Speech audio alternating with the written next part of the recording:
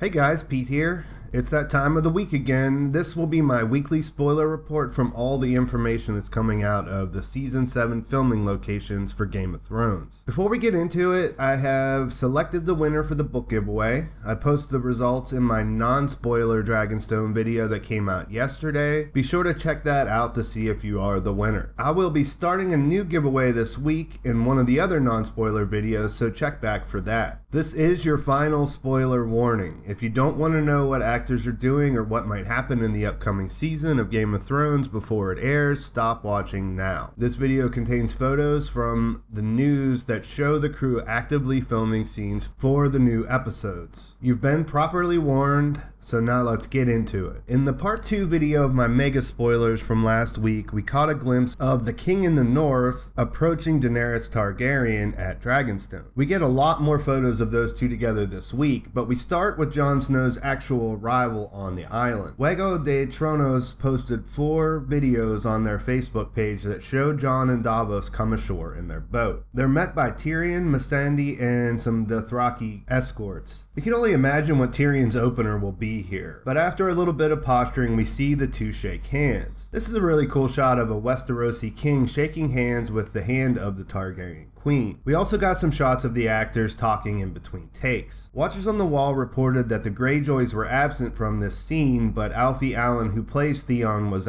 seen outside a hotel that night in town. We will get into that more a little later in this video. This week we didn't get much in the way of cast member sightings in Northern Ireland early on, but fans did spot a new filming location getting ready for shooting. The pink arrow markers showed up around the Mourne Mountains of County Down. This area has been used for a variety of different locations, from Vastothrak to the Riverlands, but this year it's getting some snow. Early in the week, fans spotted the crew using snowmaking equipment to ready a large field with this little building on it. And later in the week, we got some aerial shots of what the set looks like from above. No characters appeared on set, so your guess is as good as mine as to what they'll be doing there. It is winter in Westeros, so it doesn't have to be in the north like usual, and I didn't notice anything that stood out as a giveaway at, this kind of location that's so versatile. Elsewhere in Northern Ireland, another performer has returned to work on the new season. English actress Annette Hanna, who played the little bird Frances in season 6, arrived in Belfast. So we have one of Qyburn's birds back for season 7, and filming will be taking place soon, no doubt. Anton Lesser, who plays Qyburn, hasn't shown up yet, but this is exciting since we haven't seen many of the King's Landing cast arrive yet. I mentioned Theon earlier, and we get our first glimpse of him on set the very next day after we spotted him in Bilbao. In another video posted on Juego de Tronos' page, we get a single take filming of a scene in which Jon, Davos, Missandei, and a few Dothraki receive the just arrived Theon and some Ironborn on the shores of Dragonstone. You can see the Greyjoy sigil on the shields and must wonder what might be going through Theon's mind as he comes ashore. As one might expect, Jon isn't happy to see the man who betrayed Robb and took Winterfell by force. Jon grabs up Theon, and while we can't hear what he's shouting at him, we can tell pretty easily that he's pissed. The couple of close-ups we get from the scene make it look pretty damn intense. Fortunately for Theon, the King in the North contains himself. Instead of escalating the conflict, Jon apparently just stalks off. Based on what we've seen at Dragonstone so far, it's safe to say that Jon and Dany have already met. Where this falls in the line of the story is a bit hard to say. We did also get some director information as to which episodes each of them are going to be doing this season. I'll mention that again later in a bit, but here we just see that Theon's there and we have no Yara. In a video I put out a couple months ago, I mentioned the battle at sea where Euron takes the two on. This is speculation, of course, but it was supposed to be a rumor that came from the set from people who knew what was happening. I had thought that'd be a great way to open the season up, and this could be confirmation that it happens early on. If Euron captured or killed Yara, this could be Theon returning to the Queen to tell her what happened. Finding Jon there would be unexpected, and I'm sure this will be a great scene. The next day, multiple news sources, including the Daily Mail, started publishing a barrage of images of Daenerys and Jon Snow together on the set. In some of the shots they are filming around the battlements we saw constructed a few weeks back, and in others they are just hanging out in between takes. Missandei appears in one or two from this batch, but don't worry, there are even more of these later. Also, that same night the actor Ian Glenn, who plays Jorah Mormont, showed up in Bilbao. This was the first time he'd been caught near the filming location, so we knew that we were going to get some Jorah very soon. Sure enough, on the very next day of shooting we got a video that shows Daenerys approaching the shore at Dragonstone, where a boat is arriving. In a shot between takes we see Jorah himself wearing a new costume, and check out Dany's getup. She has the red cloak and is sporting the complete Targaryen look. I'm not sure why this is so exciting to me. I rarely pay much attention to what they're wearing besides noting that it's pretty awesome all the time, but something about the red cloak strikes a nerve with me. From there the timeline gets a little mixed up because they're using the same location for several different scenes in these, at this beach. The next photos I saw were from a scene where Jorah is leaving rather than coming. Also check out the other people crewing this boat with him. We have Davos on the left, Jon and Gendry all getting ready to get in the boat with Tyrion and Dany staying back. Obviously this scene must be from later in the season since we heard from good sources that when Davos and Tyrion were at King's Landing with Gendry, that was the 5th episode. Now if you're one of the Gendry doubters thinking that it might have been Podrick in that first scene, I can assure you that this is Joe Dempsey who plays Gendry. In the close-up picture, it's plain to see by his face and clothes that this isn't Pod at all. Just for good measure, check out this photo of the bunch pushing off. The boat is crewed by the King in the North leading the way, Davos, Gendry, and Jorah, plus some other guys who are on the crew. Where they're going I have no idea, but just take a minute to think and let this sit in. These characters have been spread across both Westeros and Essos for the past 6 seasons.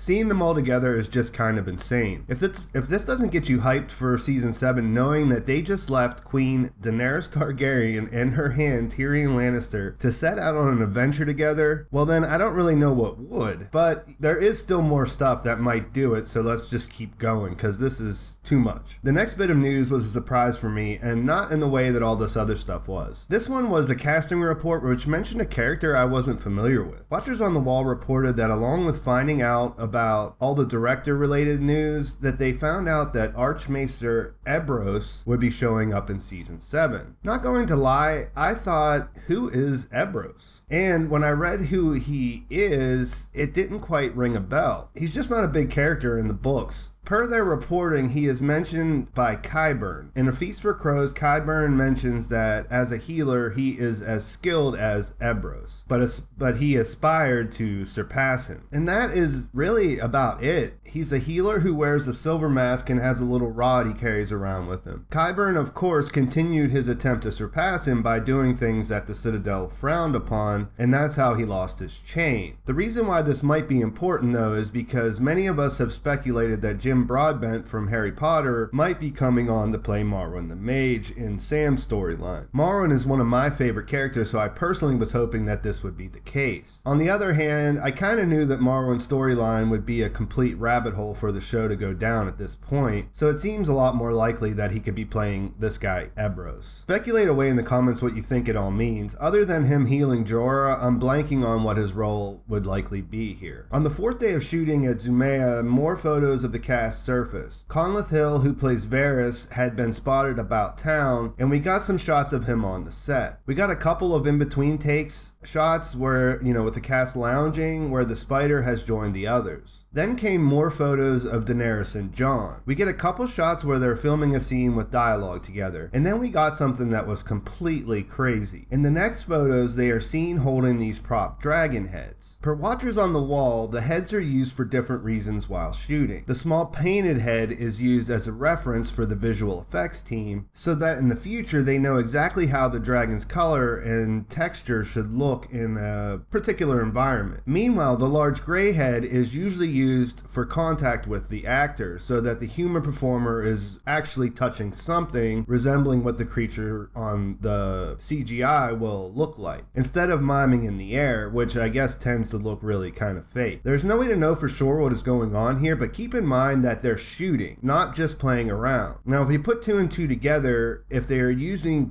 that green head for proper coloring for the visual effects, then we could be witnessing Jon Snow meeting Rhaegal for the first time. Even more exciting is that the dragon seems to be just fine with their interaction. Kit Harington is holding the prop head himself, which means to me it's not making any sudden movements. And he's like literally petting the head. I think Jon Snow and Rhaegal, the dragon, are becoming best friends forever right in front of our eyes. Again, so much to speculate about here. I'm just going to move on, but let's talk about all of this in the comments for sure. After day 4, things got a little quiet from Zumaya. This was apparently because they were shooting inside of this cave's entrance, which can't be viewed from the cliffs nearby where the cameras have been clicking away. The cave is mysterious, but since I have no idea what they might shoot in there, I really won't dwell on it right now. A couple more photos did pop up from the battlements though, and this time we see Varys walking with Dany and her crew. We can see that Grey Worm has joined his boss in these photos, and some of them seem to be of the cast just joking around. Conleth Hill especially makes some faces that I can't imagine seeing Varys himself make. At the end of this batch of photos, we see a couple of shots where Jorah is arriving at Dragonstone for the first time, I guess. No hints to what the timeline is here, but in the next day's batch, there are a couple director-related hints at those ones. These photos of the boat might actually be a stuntman, but it's obviously that it's Jorah's character that's coming up on shore. On the final day of shooting at the beach, the Daily Mail released some intriguing photos. We see Greyjoys on the beach, and the men are having a go with Alfie Allen's stunt double. In one of the photos, it's reported that you could see director Jeremy Podesa, who is slated to direct the season opener and the season finale. This doesn't clear up much, but it could mean that this is just after the big sea battle that we're hoping to see. Why would Theon's men be kicking his ass? Well, if he made some sort of blunder at sea that was the reason Euron could capture Yara, that would definitely get them feeling a certain kind of way. Remember, Yara commands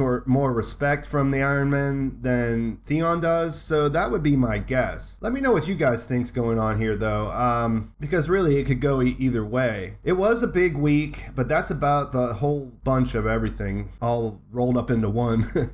There's a lot to speculate on here and some surprises as well. What's crazy is that we've seen so much, but there's still a lot to come. I doubt any of the other locations will be situated in the same way that we get this much access, but I'm guessing that we'll still have lots to talk about in the coming weeks. Please like the video if you're as hyped as I am, and let me know about your theories in the comments. Make sure you subscribe to find out about my latest videos as soon as they're released. Quick update again on the giveaway. We reached the 18,000 subscriber mark, so the winner has been picked. Check out my Dragonstone video I released yesterday to find out if you're the winner or not. I'll be announcing a new giveaway in one of this week's non-spoiler videos, so check back soon to find out about that. Thanks for watching. I'll talk to you soon.